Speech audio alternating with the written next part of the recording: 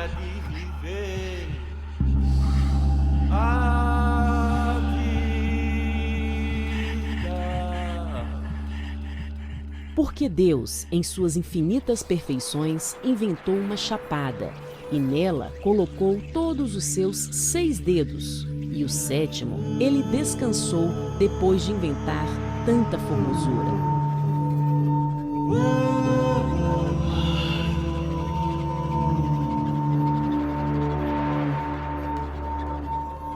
Porque aqui colocou seu povo crédulo que acredita em tantas formas do divino, mas permitiu também sobre a chapada o olhar profano dos que aqui desembarcam em busca de purificação.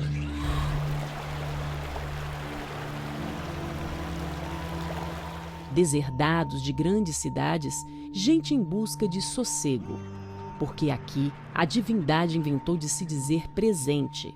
Inventou de criar uma estufa, onde se caminha, pensa, compõe, se faz arte, onde se busca, se acha, se perde, um lugar onde se consagra, onde água, terra e verde formam a santíssima trindade da comunhão dos elementos e tira um senso comum disso tudo que se traduz em arte, uma bifurcação de muitas parcerias, que começa na improvável parceria entre os homens e seu Criador.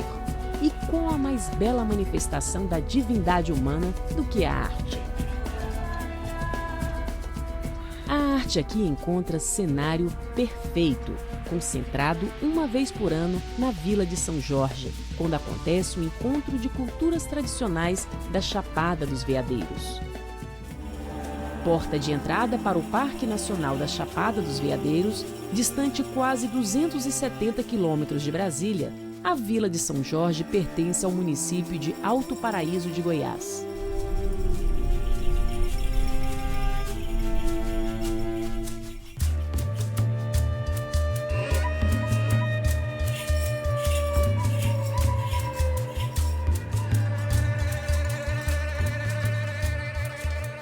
Quase sempre, mas principalmente no encontro de culturas tradicionais, São Jorge é invadida por alternativos e neo-hippies do Brasil todo e de alguns pontos do exterior em busca de um tempo perdido, os anos 70. Na verdade, São Jorge não é um tempo perdido, pois os anos 70 são ali achados e projetados em todo o seu vigor criativo. E é nesse lugar que as culturas tradicionais da região importam e exportam arte, fusão da natureza e da fé, momento para entrar no ritmo dos sentidos. Essas manifestações, esses festivais de cultura, é muito importante porque, de uma certa forma, sabe, começa a acabar as intolerâncias religiosas, preconceituosas, esse preconceito, tudo isso junta mais a gente, né? Que se possa celebrar as diferenças e exaltar as similaridades, ou vice-versa.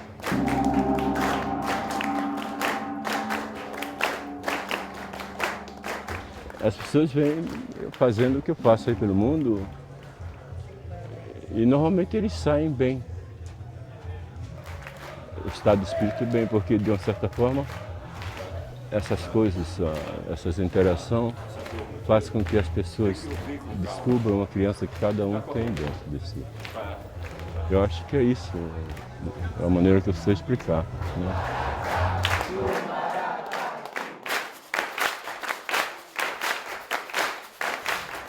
É sempre bom, porque é um círculo. Sempre acontece esse mesmo tipo de energia, porque quando você aprende as coisas fazendo, é diferente quando você aprende as coisas só pelo intelecto. E uma coisa não tira nada da outra.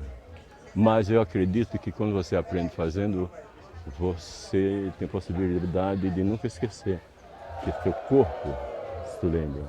Então essa maneira é prazerosa para todos, né? O bolo dá para todo mundo está fazendo a mesma coisa, sorrindo quando a emoção vem, porque a música tem esse poder. Das artes ela é mais imediata porque ela mexe com as emoções. Ela faz você sorrir, chorar, dormir, meditar, se acalmar. Então, o meu tipo de coisa, o meu tipo de trabalho mexe muito com emoções, sabe?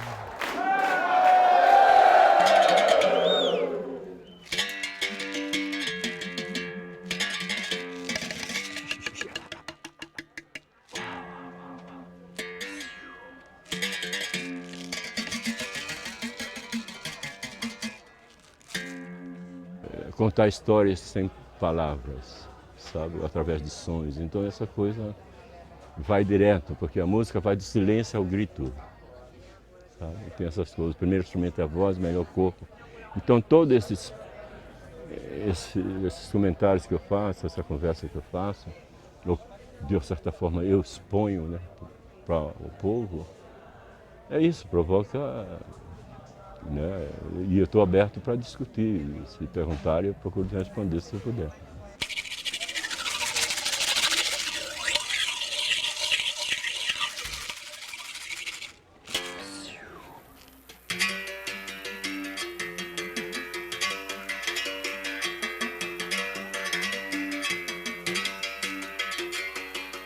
Seguimos o ritmo da batucada e o teu olhar na mão.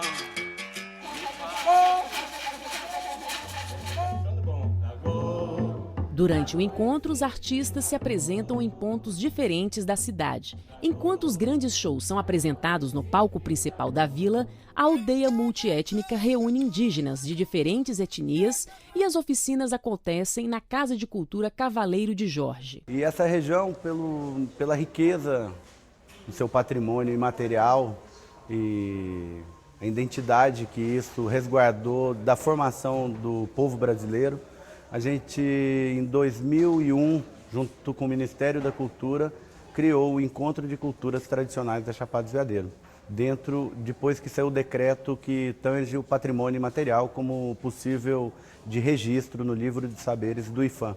Então foi dessa maneira a gente decidiu encontrar essas comunidades que faziam suas manifestações só nas comunidades e às vezes não se conheciam. A gente começou a encontrá-las aqui em São Jorge durante o mês de julho, que também era uma forma de mostrar aos visitantes que aqui estão, que era uma época de férias, um pouco da cultura e da identidade dessa região.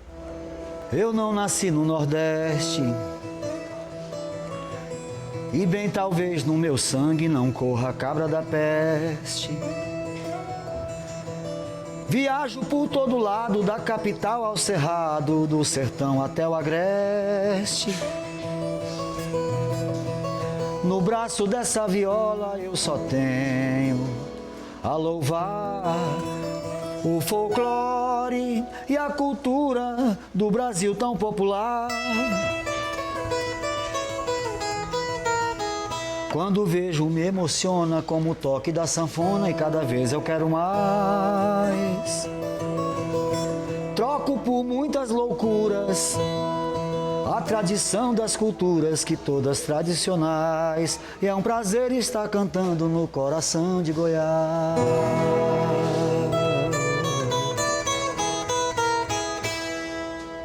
São Jorge é uma vila de ex-garimpo de cristal.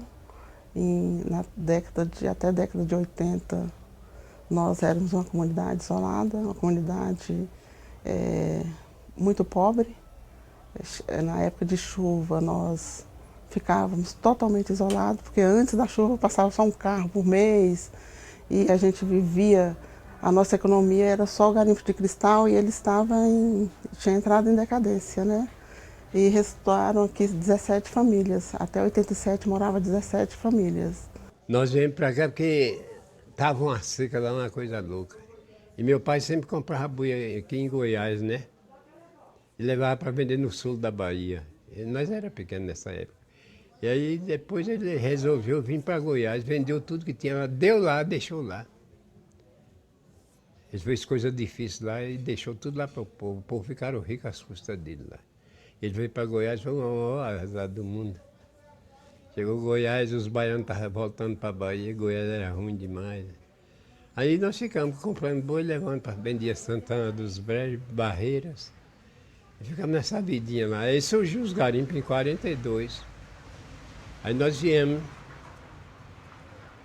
para os garimpos. A gente saía de casa aí 5 horas da manhã, ia no garimpo, catava os cristais e voltava. A gente saía 5 horas da manhã, 10 horas da manhã tinha que estar aqui em São Jorge para ir para a escola, né? Aí ia para a escola. Nessa época a gente armazenava, tinha que armazenar lenha, porque não tinha fogão a gás, nem conhecia fogão a gás, né? Aí armazenava lenha para que a gente, na época de chuva, ter um volume maior de abastecimento de lenha, de comida, porque como nós éramos uma comunidade isolada, nós não tínhamos acesso à cidade nenhuma, né?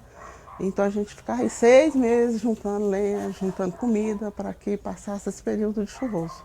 Aí eu vim embora para cá, a pé não tinha condições mais de voltar, vim parar aqui no Alto Paraíso. Aí chegou os garimpos, estava tudo acabado, né? Não estava mexendo com o garimpo começou de 51 para cá, né? De novo. Era garimpo, mas começou de 51 para cá. Aí nós ficamos aqui nos garimpos. Eu fui para lá para o lado do Silêncio, e lá acampei lá e não saí mais. Trabalhava aqui dentro desse parque, esse lugar tudo eu trabalhei, né? Os biólogos disseram que a mina de cristal maior do estado de Goiás, essa é minha hoje. Pedras enormes que tem, né? Mas o garimpeiro naquela época não tinha pedronas bonitas, facetadas, lindas, se metia a marreta, quebrava tudo. Para tirar de dentro do buraco, não tinha como tirar. Já nasci na época da recessão, né? Aí tal, já peguei um momento de crise, que o quilo de cristal comprava-se 1 litro de óleo, 1 quilo de açúcar. E seu Claro era comprador de cristal. Comprador de cristal, e ele tem a venda ali que não mudou muita coisa não, que é aquele estilo até hoje, né? E a gente, na verdade, era uma base de troca, né? Você pegava o cristal, vendia e comprava o seu alimento. O garimpo é o seguinte, né? O garimpeiro não é de uma mentira danada, né? 95% do garimpeiro é mentira. Chega, por exemplo, em Cavalcante, né? Se a notícia tirou uma pedra lá, por exemplo, ela tem 20 quilos. Quando a notícia chega aqui é 200. Tirou lá na flor da terra, já estava de fora. Corre tudo para lá. Quando chega lá, é mentira, volta tudo para trás. Porque eles não tinham mochila nesse tempo, era um saco, chamava galo de briga, outro chamava bucho, né? O nome da coisa de garimpeiro. Ele não tem morada certa, as casinhas tudo de palha, né? Outros moravam no mato. Teve uma família que ficou rica, mas depois ficou pobre novamente. Porque você já ouviu falar que garimpeiro, tirador de madeira, eles acham que é tudo fácil, enrica e depois, é fácil, vou lá pegar outro. Aí ficaram pobres novamente. Nunca vi um garimpeiro rico. O cristal, ele atrai a pessoa. O garimpeiro passa um ano assim numa situação triste, né? Sem nada, mas quando ele vê um tirando cristal, eu também tiro e é engano, né? Eu fui fazer um exame lá no médico especial, particular. Ele olhou meus documentos e falou assim, ô Vitorino, e você é baiano, é conterrâneo meu? Eu digo, eu sou. Ele procurou, ele falou, ele disse, vamos largar o negócio de doença aqui, vamos contar a história de garimpo. Eu sou desachapado diamantino da terra dos garimpos. Você já viu o garimpeiro rico? Eu digo nunca, ele diz, eu também nunca vi. Isso é uma história que ninguém nunca viu um garimpeiro rico. Agora os compradores ficam milionários, né? Conheci diversos ricos. Hoje está em média de 650, 700 habitantes Tem muita gente de fora morando aqui, né? Vem, chega e tal, já começa a alugar casa e mora. É uma média de 700 habitantes. Aqui chamava Baixa. E lá o Alto Paraíso chamava Veadeiros. Na época, conta-se, né, os mais velhos, que chegou um garimpeiro e falou, esse nome de Baixa é muito feio, né? Aí trouxe uma imagem de São Jorge para o seu Severo, que cuidava da igreja. O velho Severo falou, Zé Quita, como é que nome nós vamos colocar aqui? Vamos colocar São Jorge. Eu vou para São Paulo e trago São Jorge e trouxe. Aí deu o nome de São Jorge, aí agora que eu vou para São Jorge.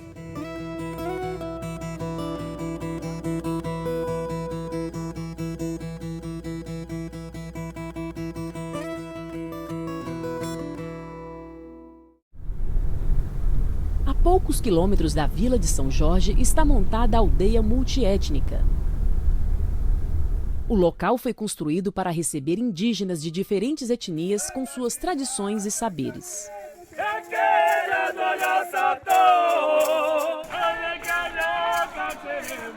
A proposta dela, primeiramente, então, foi juntar etnias para trocar culturas e saberes.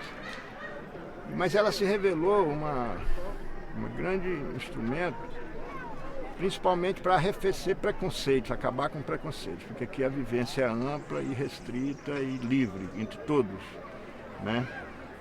Então as pessoas que têm, às vezes, algum estereótipo, pensam algumas coisas, desde o romantismo, a ingenuidade, ou seja lá o que for, sobre os índios, chegam aqui e têm a oportunidade de conviver diretamente, tocar, ser tocado, ser pintado, comer junto, dançar juntos, e ver que tudo é tão normal, né? E todos são pessoas normais, apenas tem umas danças diferentes, uma língua diferente, uma comida diferente.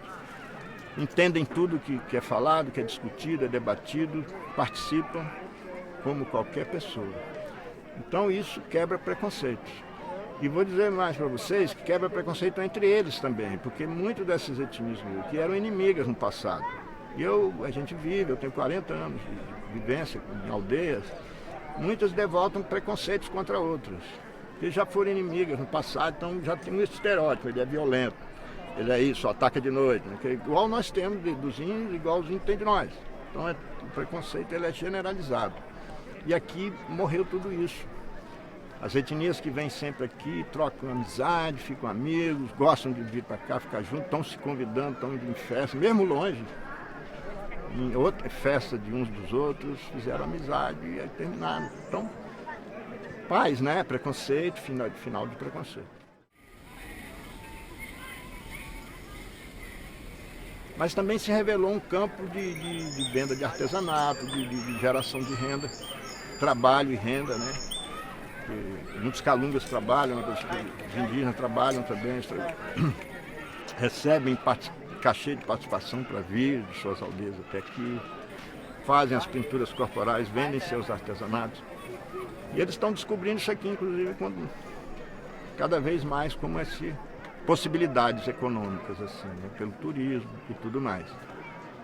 Então essa é a aldeia multiétnica. Bengocré, né, que são conhecidos como Caiapó, cuja oca deles é ali, né? Aqui a oca dos Uiualapiti, uma oca autenticamente xinguana. E ali a oca dos Craô, a casa que atualmente os Craô constroem, eles que construíram. Vai estar sendo iniciada a construção da casa Funiô. E assim cada etnia anualmente que integra a aldeia vai construindo a sua casa. Nós estamos tentando possibilitar isso. Bem, a um grupo, a gente arruma madeira, as palhas, é outra despesa, né?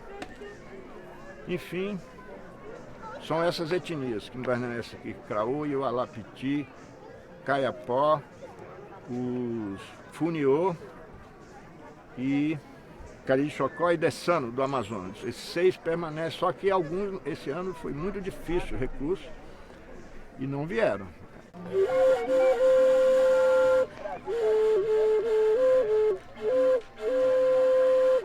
Meu nome é Anuiá Uiualapiti, né? Veio do Xingu para a aldeia multiétnica. Né? Eu vou falar um pouquinho da aldeia Uiualapiti, né? Comunidade Uiualapiti. Então, Uiualapiti tem uma história, né? Uiualapiti era 7 famílias, né? Eu não sei quando que foi acontecido isso, não sei se com a doença, não sei se com a guerra, na época, né? A gente não sabe. Então essa família foi espalhada nas aldeias, né? No Camaurá, Uaurá, Meinaco, Cuicuro. Então ficaram tudo lá. Então no primeiro contato dos homens brancos, né? Orlando Vilas Boas, então ele já tinha no livro, né? Escrito, né? Então ele foi resgatando o Uiualapiti, né? Pegou Iolapiti, são 2 irmãos, era cacique, né? Aí perguntou para eles onde era a aldeia deles, né? E falaram que lá no lago, né? A aldeia Iolapiti. Então esse Orlando pegou, levou eles lá na aldeia. Fizeram uma casinha dessa aqui. Foram 7 famílias ali dentro, né? Aí é onde nasceu o cacique, que é meu cunhado, eu não posso chamar ele, né? E ali que ele nasceu. Hoje ele é o grande líder xinguano, né? Ele é o cabeça do Xingu. E daí ele casou com outras etnias, não podia casar com a família mesmo, então foi casando com outra etnia. Aí nasceu irmão, foi casando, assim foi crescendo a aldeia Iolapiti, né? Então hoje, por isso que a língua Iolapiti está a risco de, assim, acabar, né? Só tem 7 falantes, né? O resto fala Camaiorá, Waurá, Menaco, Calapalo, Cuicuro, né? Então a gente tenta resgatar isso, mas está muito difícil para a gente, né? Mas a gente está tentando resgatar isso.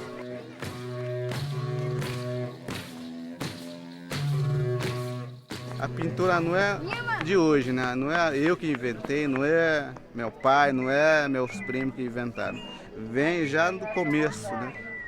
Então ele já colocou tudo, né? Isso daqui são pintura de paz, isso aqui pintura de felicidade, isso aqui é pintura de atrair as moças, né? E aí ele colocou pintura muito especial para cansaço, para sentindo tristeza, né? Aí isso que vocês vão fazer pintura, se precisar, vocês vão pintar com isso, né? Então ele colocou tudo, né, na ordem. O que é a pintura? Significado, né? Como é que é essa convivência com outras etnias aqui na aldeia? Então, primeiro, né, a gente estranhava um pouco do povo, né? A gente não conversava, né? A gente tinha vergonha, tinha medo, né? Porque a gente não conhece a tribo, né? Hoje, agora, né, a gente são tudo família. A gente está na aldeia, é uma família, né? Brincamos, comemos no acampamento, né? Conversamos, brincamos, né? Dançamos. Então hoje isso que é o povo quer, né? Então não é mais aquele antigo, onde o povo se encontrava e guerreava, né? Roubava a moça da aldeia, aí a comunidade ia lá buscar, guerreava por causa da menina, né? Então isso que acontecia há muito tempo. Hoje diferente, né? Hoje a gente luta para a gente preservar a nossa terra, né? Território, né? Então a gente luta no papel agora, né? Não é mais aquela briga, né? Então acho que não pode acontecer, a gente não pode pensar mais nisso, né?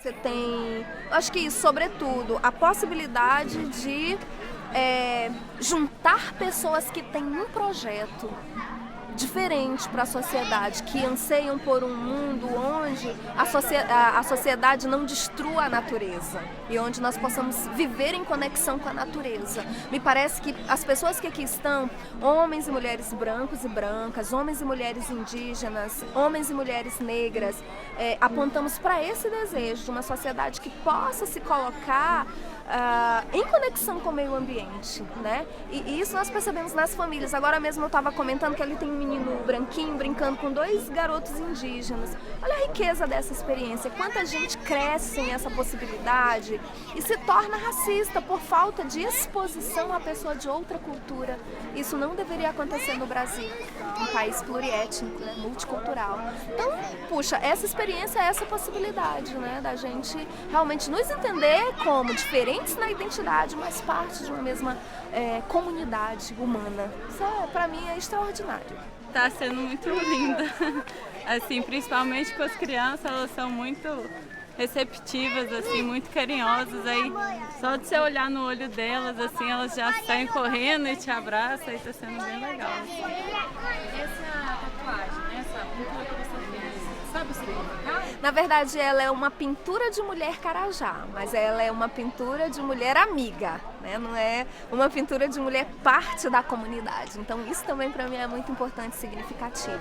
Essa aqui é o genipapo, né?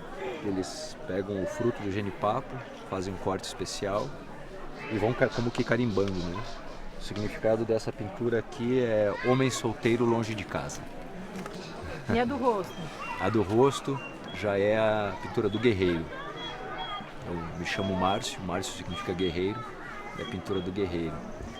E junto aqui, essas duas também são como que a proteção do guerreiro.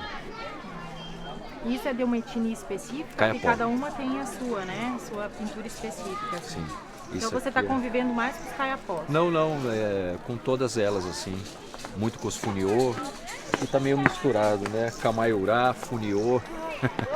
É incrível ver como existem dois Brasis, né? Apesar de cortar em diversos feixes, a gente tem a parte do Brasil e a parte que ainda não caiu a ficha, que é do Brasil. Né? A gente vê da televisão, o pessoal, a gente está muito acostumado, como dizia no gibi do Maurício de Souza, os Caraíbas, né? Estão muito acostumados a ver o mundo sempre por trás das telas, dos livros, e nunca entender e ter o contato, botar o pé na terra e ver como é que é isso, né? Cheirar o rapé e ficar zonzão sentado no chão. E aí você vem do nada e você vem de lá da terra de todo conforto, vai dormir numa barraca apertada, não sei quem gosta, eu pelo menos adoro. E aí você cai de uma cachoeira de 15 metros, pensa que vai morrer, não morre. Vê a natureza se abrindo, a pedra que se racha no meio e verte água pura por 8 quilômetros de cânion. Isso não tem palavra para descrever. Eu acho que exuberante é um adjetivo bom, divino pode ser bom.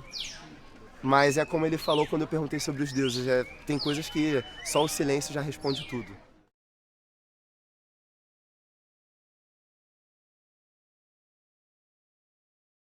Acho que eu levo essa carcaça e essa alma como uma nova pessoa para espalhar isso, para dizer para todo mundo, gente, vem aqui, olha, esse ano teve dificuldade de patrocínio, é porque a gente tem que se agregar mais, porque isso é uma coisa que não pode parar, não pode acabar, a gente tem que ter noção, as crianças têm que vir para cá, os pais têm que trazer as crianças de férias para conhecer isso, é importante saber do nosso passado, para a gente dar mais valor ao nosso presente, dele galgando os degraus do futuro.